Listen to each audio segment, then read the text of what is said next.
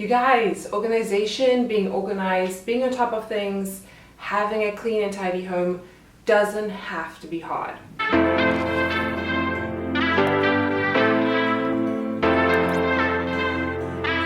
Hi everyone, my name is Julie. If you're new here, I post videos all about organization, getting in control of your life so that you can focus on the things and the people that you love. I would be so appreciative if you could go ahead and subscribe, click the notification bell, like this video, and if you'd like to see more from me, I have a free mini course listed down below. Go click sign up. It's 5 videos, super easy, gives you very practical tips on how to get your life organized in just 5 days. So with all of that said, let's jump in. I have about 10 tips. I think I have 10 tips to help you get and stay organized and stay on top of the roller coaster that is life. Never more than now, right? As a little disclaimer, something, and kind of a bonus tip as well, something that will make your life just so much easier is having less stuff. So, you know, it's very popular right now to be minimalist and KonMari your life, and there is some truth to that, and that's why it's so popular. I've made lots of videos recently about how I am organizing and decluttering my life just to make things so much easier. A lot of them have been done in this room. I organized my desk, my small closet, my husband's closet, our kitchen, our fridge, our pantry, the list goes on. So if you need any inspiration on how to organize and declutter specific aspects of your home, then don't forget to check those videos out. Okay, for reals, we're going to talk about my 5 quick wins to getting super duper organized. Number 1, and this is a tough one, but I know you can do it. Prepare for your future self. So pick up at night. That means once your kids are in bed or you finished work for the day, whatever it is that you have to do first, go around your home, pick up all the stuff off the floor, put on the dishwasher, empty the dishwasher if you can, wipe down the kitchen counters, put stuff away, because you know the sun is going to come up tomorrow and it's a whole new day. And it's so great to wake up in the morning and have a clean slate, a blank canvas, if you will, to get all messy all over again. But it is really, really great to keep on top of things at night. So if that means doing the laundry while you watch a show or listen to something, just try and get it done. You might not do this every night, but if you can do it most of the time, you're gonna feel so good and your house is gonna look so much neater. Okay, so I kind of mentioned this night before, but something super quick and easy to do that I definitely try and do every night is to empty the dishwasher, do the dishes, and put everything away. So it's not just enough, I think, to put on the dishwasher and go to sleep, because then in the morning you have to empty it. And I know a lot of people do that and it's fine, but for me, especially the way that my apartment is set up, in order for me to access our little laundry room, and don't get me wrong, grateful to have a laundry in New York City, but in order for me to access the washing machine or whatever, I have to have the dishwasher closed. And in order for me to have the dishwasher closed, I like to have it empty, because I like to have it open at night and drying out so that it doesn't get all moldy and funky and stuff. So try and unpack your dishwasher, put everything away, so literally the next morning, if you wanted to, you can start loading it up again. Try and do some cleaning, small cleaning activities while you're waiting for something else. So as an example, you know, I did a deep fridge clean not so long ago. I made a video about it, and I took everything out of my fridge and I cleaned everything, and it was like hardcore, but that took me 3 or 4 hours. It's not sustainable to do that all the time, or I would even say not even every week. But what I can do is I can remove things out of the fridge and just wipe down a shelf and put it back. And you know, by the time I get to that same shelf again, I've wiped through the whole fridge. And I can do that while I'm waiting for water to boil on the stove, while I'm waiting for the oven to heat up. And it's those little pockets of time, if you use them while you're busy doing stuff anyway, that really add up and make a difference. Another quick tip that a lot of people use that I find really motivating and that helps get my kids involved is to set a timer for 5 minutes, for 2 minutes, for 1 minute even, and speed clean. And you will be absolutely blown away what you can achieve in 5 minutes. It's mind-blowing. Like, you could vacuum, well, my apartment's teeny tiny, but I could probably vacuum almost the whole thing in 5 minutes if I was super strategic about it. So, you know, it doesn't take so long. I think people don't like to clean or be organized because they feel like they're going to have to invest a million years into cleaning their home, and that is just not the case. Gone are the days for me where I put aside a whole Saturday morning and wait the whole week to clean. That's just not going to work for me, and I don't want to waste my precious weekends cleaning. As much as I love it, but you know what I mean. So I can do a whole video on this, and maybe I will, but about automating your life a little bit. But something that struck me as super useful that you need to do, you know, one and done kind of thing, is to set up some kind of subscribe and save for products that you use often. So, you know, I'm on Amazon a lot, and I have a subscribe and save setup, and periodically I go through it and I just edit things because things change. So for example, if we don't need as many baby wipes as we used to, or nappies, diapers, or maybe I use a type of mascara and now I no longer use it, or a type of moisturizer, now I no longer use it. You do need to be on top of it because I don't want you to be buying unnecessary things. But subscribe and save not only saves you money, but also just saves you headspace. And then you can automate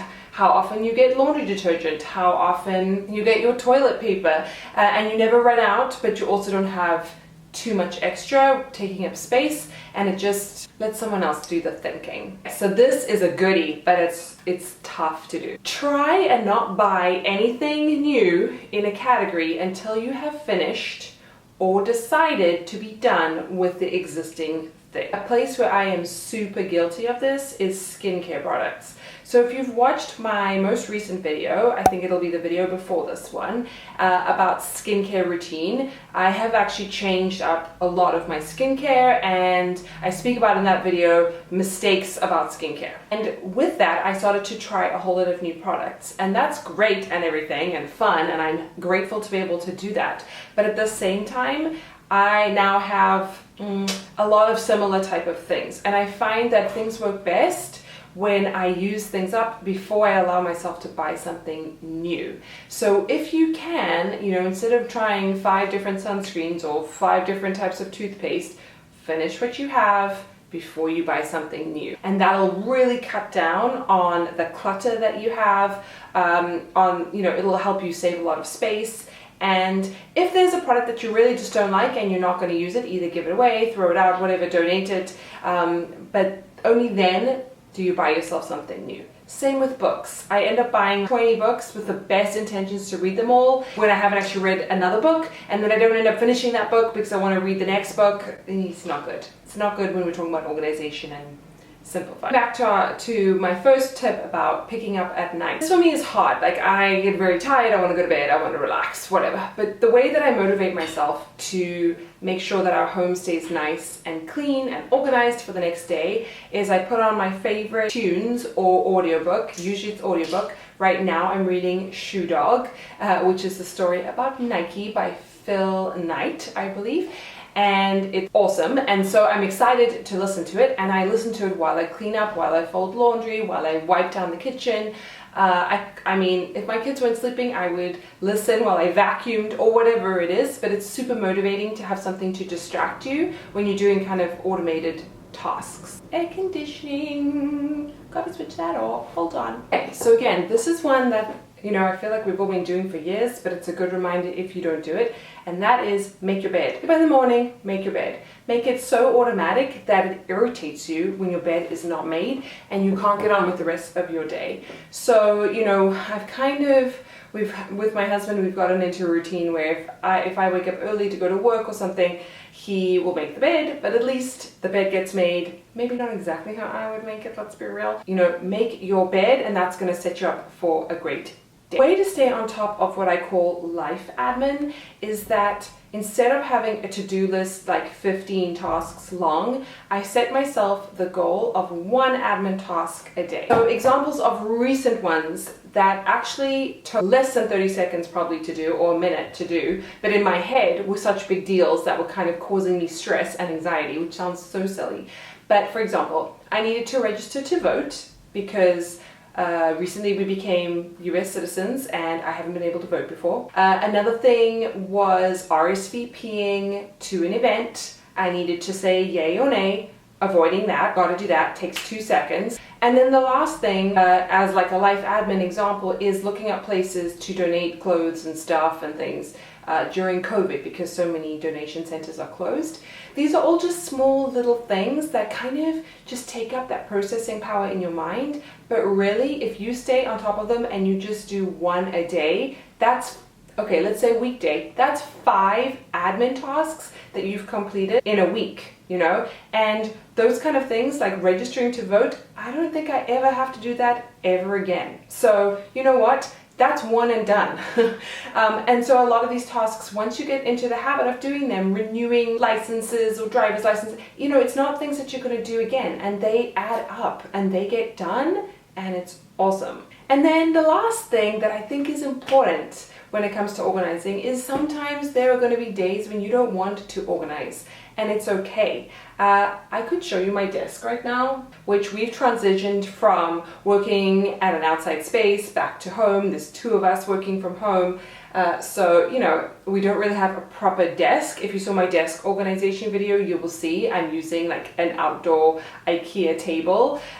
You know, if this continues, we're gonna have to think of another plan, but it doesn't look beautiful. But it'll take me 1 second, no, it won't. It'll take me 30 seconds to tidy up. There's a lot of like influx things that need to go to people and places, but it's not a big deal. If I don't get to it today, that's fine, because most of the time I'm organized and 99% of my stuff, things, have a place to go. So I can forgive myself for taking a night off, for going to bed a little early. You know, I find, and let me know if this is the same for you, but I find that I push myself. I go to bed late, wake up early, go to bed late, wake up early for say 2, 3, maybe 4 days in a row, and then I'm just dead. I need to go to bed at 9:30, or I need to just vegetate and watch TV or do nothing, or just, you know, regain my energy, get re-inspired, and it's okay. So don't feel like you have to be an organization ninja every single day of the week. It's actually so much more productive if you take a little break, you take time off. But being consistent, getting into the habit of having these simple things done. If you do say 5 of these things on this list, I swear they will not take you very long. It's all built up in your head that it takes so much longer and that you can't do it. It's not true. You also don't have to be super type A or a super like perfectionist to live in an organized environment. You really don't. If you need more tips and advice and support, make sure that you join my Facebook group to take charge and create your dream life, as well as signing up for my free mini course. Follow me on Instagram for tips and encouragement. Send me a message. I will send you an encouraging message back. Don't forget to comment down below something that you find either you're struggling with when it comes to organization, or makes your life more organized, makes you feel a little bit more calm. We can all learn from each other, and people are so creative, and I love you all. Don't forget to subscribe to my channel for more videos like this, and like this video, click the notification bell, and I can't wait to see you in my next video. Bye! Bye!